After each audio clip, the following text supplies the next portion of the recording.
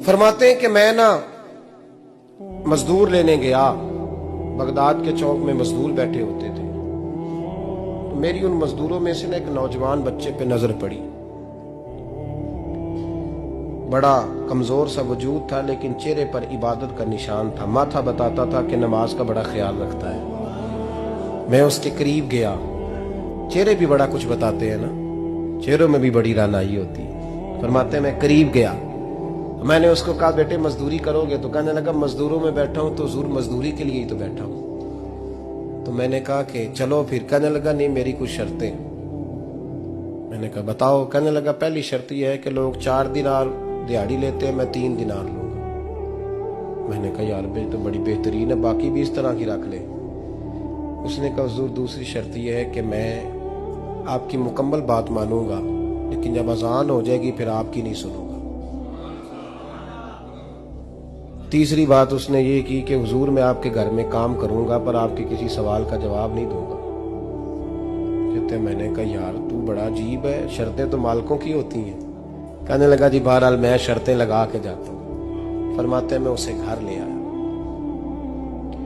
काम मैंने उसको बताया। तो जो काम मजदूर सारे दिन में करता है ना, उसने 2 घंटे में ही कर दिया। हमारे मजदूर सिगरेट पीने में भी तो आधा घंटा लगाते हैं, वो चाय पीने जाएं तो पौना घंटा। वहां उनको भी तो दयानतदारी करनी चाहिए कि नहीं करनी चाहिए? ने मुआहदा किया है ना जी, तो पूरा उतरना चाहिए ना। कहते 2 घंटे में। अब काम जब बंदा शुरू कराता है तो काम और निकल आता है। कहते काम मैंने उसको और बता दिया, वो करने लगा। उसने मिट्टी निकाल के रखी थी बाहर रास्ते में, तो अजान हो गई जोर की।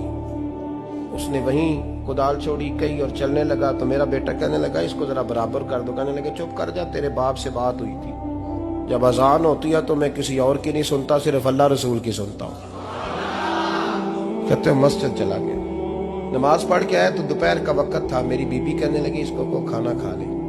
कहते हमने कहा खाना खा लो। तो कहने लगा मैंने रोजा रखा, रमजान भी नहीं था, नफली रोजा रखा हुआ।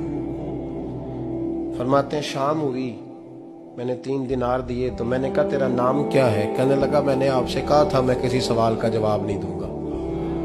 तो वो चला गया। अगले दिन मैं फिर लेने गया उसे, काम कुछ और निकल आए। तो लोगों ने बताया वो सिर्फ हफ्ते वाले दिन आता है।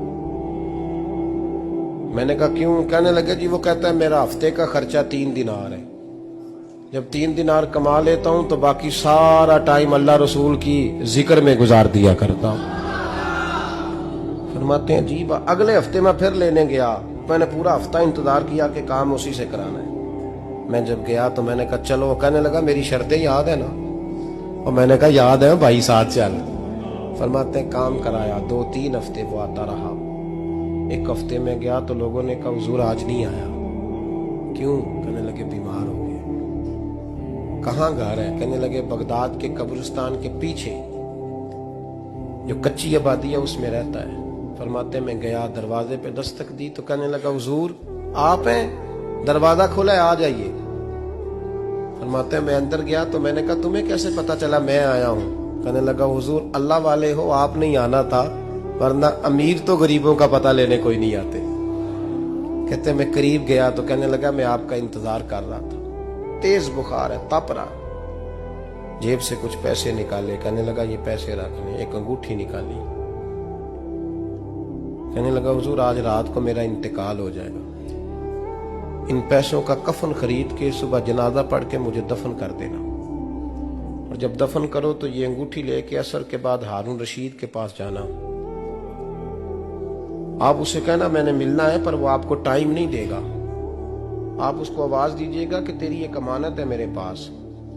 फिर वो आपसे मिलेगा तो अंगूठी दे दे, फिर आप मेरी तरफ से फारिग हैं। हजरत फरमाने लगे तेरा नाम?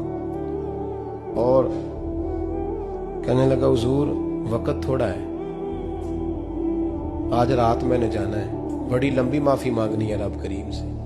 अगर मुनासिब समझे तो मुझे अपने रब से तन्हाई कर देने। फरमाते हैं मैं आ गया, पर उसकी बातों ने मुझे सारी रात सोने नहीं दिया।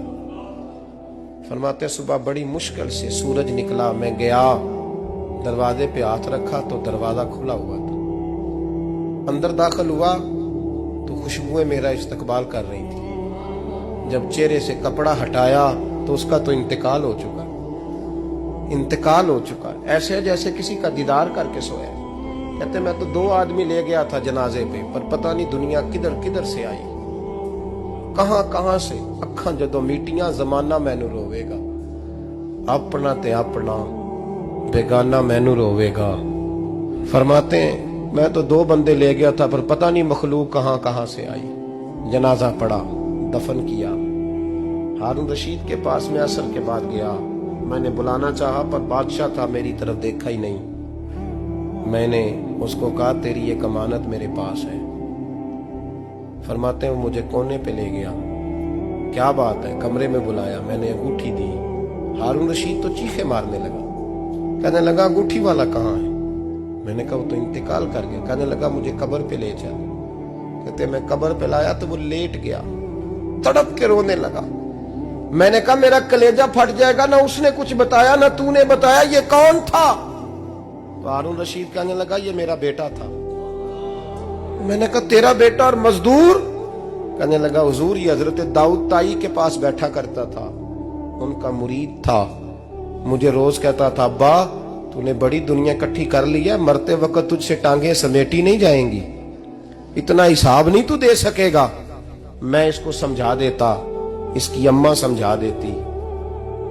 ये रोज हमें कहता छोड़ दो, आ जाओ अल्लाह रसूल की बारगाह में झुक जाएं।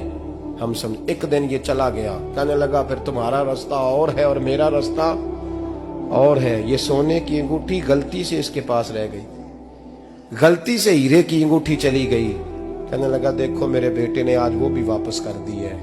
फिर तड़प के कहने लगा हारून रशीद था तो ये मेरा बेटा, पर मेरा मुर्शद निकला, मेरा पीर निकला। भाई जिंदगी तो बड़ी थोड़ी है ना,